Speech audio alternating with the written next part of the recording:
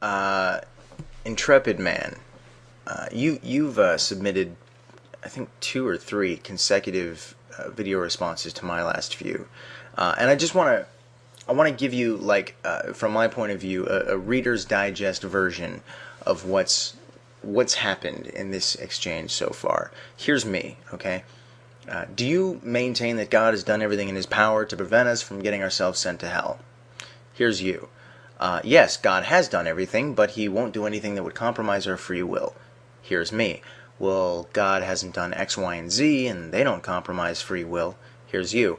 Yeah, but God knows even if He does X, Y, and Z, people would still rebel, so He doesn't bother. Now, here's what confuses me about that statement. Are you trying to argue that God doesn't bother because every person would still rebel, or because some people would still rebel? And by rebel, do you mean consciously refuse to accept Jesus as their Savior? Because the only examples that you gave to illustrate your point were from the Old Testament.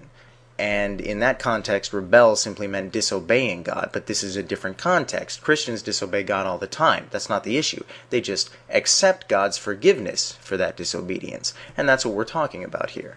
I mean, I hope not, but are you actually trying to argue that if every single person who currently happens not to be Christian suddenly found out that they were wrong, each and every one of them would proactively deny Jesus as their Savior anyway, and knowingly choose to spend eternity in a lake of fire?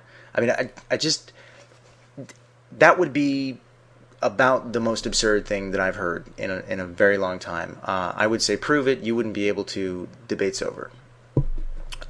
Instead, what I hope you're arguing, which is, in my opinion, only slightly less absurd, is that if God made these key facts known to every single person, there would still be some who would choose to rebel, and it is for that reason that God simply won't bother.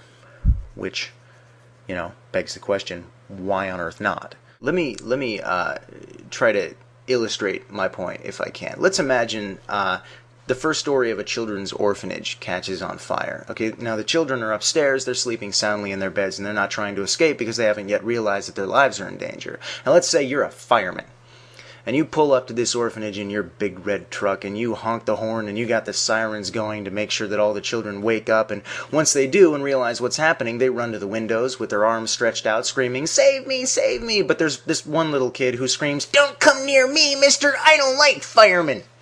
That's my best impression of a snotty kid. And you think to yourself, you know what? Why am I wasting my time? I mean, I drove all the way down here, I honked my horn, I turned on the siren, I made it perfectly clear to them that they were in danger of burning alive, and still, one of those little bastards doesn't want to be saved. Ugh, totally not worth it. I'm going home.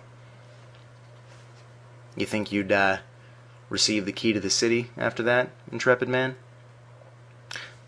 Here's my point. There are good, ethical, loving people in the world that have no problem with God. No desire to rebel, no need to piss off an almighty father figure. They just don't know that the claims of your particular religion are actually true. And I would be a good example of this. And what you seem to be arguing is that God refuses to provide those people with the knowledge necessary to save themselves, all because there are other people in the world which might rebel anyway? Are you kidding? You don't find a problem with that? I mean, I'm going to close with this. At one point in your video, you used an analogy, which I found ironic. And I found it ironic because it supports my point far better than it supports yours. Here's what you said. You said, it would make no difference if I offered you $100 for your brand new BMW or $110. The $10 doesn't make a difference. You're not going to sell me the car either way. You're right. You're right. I wouldn't sell you the car either way. $110 wouldn't convince me because it's a freaking BMW, and BMWs are worth way more than that. Now, anything over, $50,000, that would certainly do the trick. But if this guy purchasing my car in this scenario is supposed to be analogous to the almighty, all-powerful creator of the universe, I think it'd be appropriate that he'd have an infinite amount of cash in his back pocket. And do you know what percent of infinity 110 is? Roughly 0. I mean, single-handedly, your analogy just demonstrated that God uses 0% of His assets and His resources to get us saved.